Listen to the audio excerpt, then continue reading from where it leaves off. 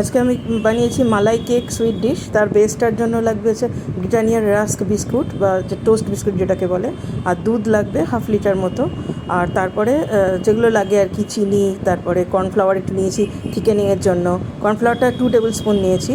আর milk powder নিয়েছি 3 table spoon ভরে ভরে, যাতে ভালো মিষ্টি হয়। আর একটু ফ্লেভারের জন্য যখন চিনির শিরাটা ব্যবহার করব তখন তার মধ্যে এলাচের খোসাটা দেবো, ওটা গন্ধ হবে ভালো। আর পরে ডেকোরেট করবার জন্য আপনি যে কোনো ড্রাই ফ্রুটস ব্যবহার করতে পারেন। আমি আমার কাছে গোলাপের শুকনো পাপড়ি ছিল, আমি ওটা দিয়েছি, আপনি পিস্তা, কাজু যা ইচ্ছে দিতে পারেন। তো মালাই কেক বানাতে প্রথমে চিনির সিরাপটা তৈরি করে নিয়েছি। চিনি সিরাপ আর কিছুই না, একটা পাত্রের মধ্যে যতটা চিনি নিয়েছি তার ডবল জল নিয়েছি, নিয়ে ওটা হাই হিটে ভালো করে মিক্সড করেছি। আর ওপর থেকে একটু এলাচের খোসা দিয়ে দিয়েছিলাম পরে, যাতে ওই চিনি সিরাপটা ভালো গন্ধ হয়। তো চিনি সিরাপটা বেশি আগে করার দরকার নেই, তাহলে ঠান্ডা হয়ে যাবে। হালকা গরম গরমই ব্যবহার করতে হবে যখন আমরা সাজাবো। আর এবারে একদিকে চিনি সিরাপটা রেখে দিয়ে আরেকদিকে দুধটাকে আমরা জাল দিয়ে নেব। মোটামুটি 1/2 লিটার দুধ নিয়েছি। এবার সেটার মধ্যে গন্ধের জন্য একটুখানি ভ্যানিলা কাস্টার্ড পাউডার দিয়েছি।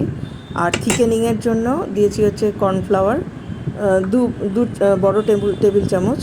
আর 3 বড় টেবিল চামচ ভরে ভরে দিয়েছি মিল্ক পাউডার, তাহলে জিনিসটা বেশ মিষ্টি হবে।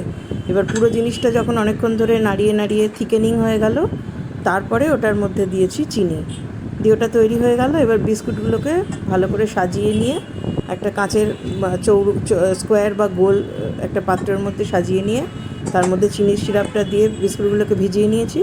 তারপরে ওই মালাইটা ওপর থেকে ছড়িয়ে দিয়েছি, বিস্কুটগুলো ঢেকে যায় যাতে।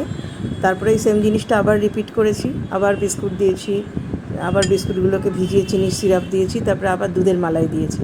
তো এইভাবে 2 বা 3টে লেয়ার আপনার সুবিধা মতো আপনি করে নিতে পারেন। আর বিস্কুটটা আমি ব্রিটানিয়ার বিস্কুট নিয়েছি যাতে টেস্টটা ভালো হয়। আর যখন আপনি এই দুধের এটা বানাবেন ব্যাটারটা, তখন সমানে হাতা দিয়ে নাড়তে হবে, তা না হলে তলায় কিন্তু লেগে যাবে, কারণ এর মধ্যে আপনি কর্নফ্লাওয়ার ব্যবহার করছেন। কর্নফ্লাওয়ারটা বা মিল্ক পাউডারটা তলায় লেগে যাওয়ার একটা টেন্ডেন্সি থাকে। তো এবারে ওই সেকেন্ড লেয়ারটা আবার তৈরি করে নিয়েছি, ওই যথারীতি যেরকম বললাম চিনির সিরাপ আর দুধের মালাইটা দিয়ে। এবারে পুরো যখন বিস্কুটগুলো ঢাকা হয়ে যাবে মালাই দিয়ে, তারপরে ওপর থেকে ডেকোরেট করার জন্য আমার কাছে ড্রায়েড রোজ পেটালস ছিল, গোলাপ ফুলের পাপড়ি, আমি ওগুলো দিয়ে সাজিয়েছি। আপনি এছাড়া আপনার কাছে যে কোনো ড্রাই ফ্রুটস যেটা আছে, আপনার রোস্টেড কাজু থাকতে পারে, বা আপনি আমন্ড ব্যবহার করতে পারেন, বা পিস্তা ব্যবহার করতে পারেন, ছোটো ছোটো টুকরো টুকরো করে কেটে। বা অনেকে ওই সিলভার কালারের তবকও অনেকে ব্যবহার করে ডেকোরেশনের জন্য। আর ডেকোরেশনটা হয়ে গেলে তারপরে এটাকে রেফ্রিজারেট করে দিতে হবে, যাতে ব্যাপারটা বেশ বসে যায়, সেট হয়ে যায়। তারপরে একটা নাইফ দিয়ে বা কিছু দিয়ে কেটে এরকমভাবে ঠান্ডা ঠান্ডা সার্ভ করলে ভালো হবে।